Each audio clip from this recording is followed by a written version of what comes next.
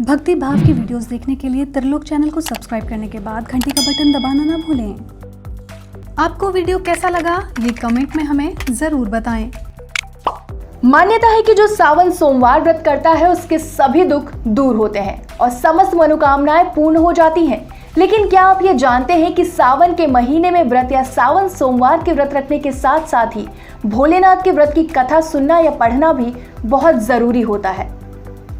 यदि आप पूरे दिन व्रत रखने के बाद ये कथा नहीं पढ़ते या सुनते तो आपका व्रत निरर्थक या अधूरा माना जाएगा, यानी कि आपको सावन के इस व्रत का पूरा फल नहीं मिल पाएगा। तो व्रत का पूरा फल पाने के लिए इस वीडियो को अंत तक जरूर देखें, क्योंकि आज की इस वीडियो में हम आपको सावन सोमवार व्रत कथा के बारे में बताएंगे। कथा के अनुसार एक समय की बात है, किसी नगर में एक साहूकार रहता था। उसके घर में धन की कोई कमी नहीं थी, लेकिन उसकी कोई संतान नहीं थी, जिस कारण वो बहुत ही दुखी रहता था। पुत्र प्राप्ति के लिए वो प्रत्येक सोमवार व्रत रखता था और पूरी श्रद्धा के साथ शिव मंदिर जाकर भगवान शिव और पार्वती जी की पूजा करता था। उसकी भक्ति देखकर एक दिन माँ पार्वती प्रसन्न हो गई और भगवान शिव से उस साहूकार की मनोकामना पूर्ण करने का आग्रह किया। पार्वती जी की इच्छा सुनकर भगवान शिव ने कहा कि हे पार्वती, इस संसार में हर प्राणी को उसके कर्मों का फल मिलता है और जिसके भाग्य में जो हो उसे भोगना ही पड़ता है। लेकिन पार्वती जी ने साहूकार की भक्ति का मान रखने के लिए उसकी मनोकामना पूर्ण करने की इच्छा जताई। माता पार्वती के आग्रह पर शिवजी ने साहूकार को पुत्र प्राप्ति का वरदान तो दिया, लेकिन साथ ही ये भी कहा कि उसके बालक की आयु केवल 12 वर्ष होगी। माता पार्वती और भगवान शिव की बातचीत को साहूकार सुन रहा था। उसे ना तो इस बात की खुशी थी और ना ही दुख। वो पहले की भांति शिवजी की पूजा करता रहा। कुछ समय के बाद साहूकार के घर एक पुत्र का जन्म हुआ। जब वो बालक 11 वर्ष का हुआ तो उसे पढ़ने के लिए काशी भेज दिया गया। साहूकार ने पुत्र के मामा को बुलाकर उसे बहुत सारा धन दिया और कहा कि तुम इस बालक को काशी विद्या प्राप्ति के लिए ले जाओ और मार्ग में यज्ञ कराना। जहाँ भी यज्ञ कराओ वहाँ ब्राह्मणों को भोजन कराते और दक्षिणा देते हुए जाना। दोनों मामा भांजे इसी तरह यज्ञ कराते और ब्राह्मणों को दान दक्षिणा देते काशी की ओर चल पड़े। रास्ते में एक नगर पड़ा, जहाँ नगर के राजा की कन्या का विवाह था। लेकिन जिस राजकुमार से उसका विवाह होने वाला था वो एक आंख से काना था। राजकुमार के पिता ने अपने पुत्र के काना होने की बात को छुपाने के लिए एक चाल सोची। साहूकार के पुत्र को देखकर उसके मन में एक विचार आया। उसने सोचा क्यों ना इस लड़के को दूल्हा बनाकर राजकुमारी से विवाह करा दूं। विवाह के बाद इसको धन देकर विदा कर दूंगा और राजकुमारी को अपने नगर ले जाऊंगा।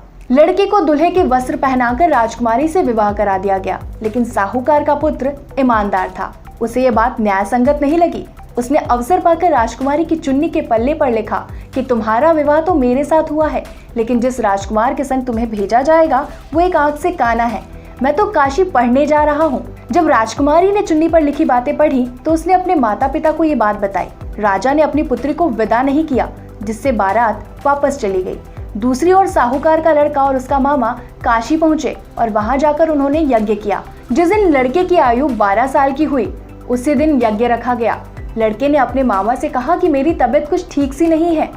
मामा ने कहा कि तुम अंदर जाकर सो जाओ। शिवजी के वरदान अनुसार कुछ ही देर में उस बालक के प्राण निकल गए। मृत भांजे को देखकर उसके मामा ने विलाप शुरू किया। संयोगवश उसी समय शिवजी और माता पार्वती उधर से जा रहे थे। पार्वती ने भगवान से कहा, स्वामी, मुझे इसके रोने के स्वर सहन नहीं हो रहे, आप इस व्यक्ति के कष्ट को अवश्य दूर करें। जब शिवजी मृत बालक के समीप गए तो वो बोले, ये उसी साहूकार का पुत्र है जिसे मैंने 12 वर्ष की आयु का वरदान दिया था। अब इसकी आयु पूरी हो चुकी है। लेकिन मातृभाव से विभोर माता पार्वती ने कहा कि हे महादेव, आप इस बालक को और आयु देने की कृपा करें, अन्यथा इसके वियोग में इसके माता पिता भी तड़प तड़प कर मर जाएंगे। माता पार्वती के आग्रह पर भगवान शिव ने उस लड़के को जीवित होने का वरदान दिया। शिवजी की कृपा से वो लड़का जीवित हो गया। शिक्षा समाप्त करके लड़का मामा के साथ अपने नगर की ओर चल दिया।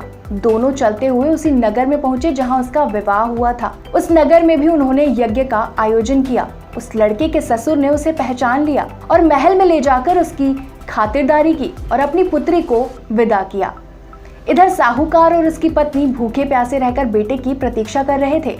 उन्होंने प्रण कर रखा था कि यदि उन्हें अपने बेटे की मृत्यु का समाचार मिला तो वो भी प्राण त्याग देंगे, परंतु अपने बेटे के जीवित होने का समाचार पाकर वो बेहद प्रसन्न हुए। उसी रात भगवान शिव ने व्यापारी के स्वप्न में आकर कहा, हे श्रेष्ठी, मैंने तेरे सोमवार के व्रत करने और व्रत कथा सुनने से प्रसन्न होकर तेरे पुत्र को लंबी आयु प्रदान की है। इसी प्रकार जो कोई सोमवार व्रत करता है, कथा सुनता है या पढ़ता है, उसके सभी दुख दूर होते हैं और समस्त मनोकामनाएं पूर्ण होती हैं।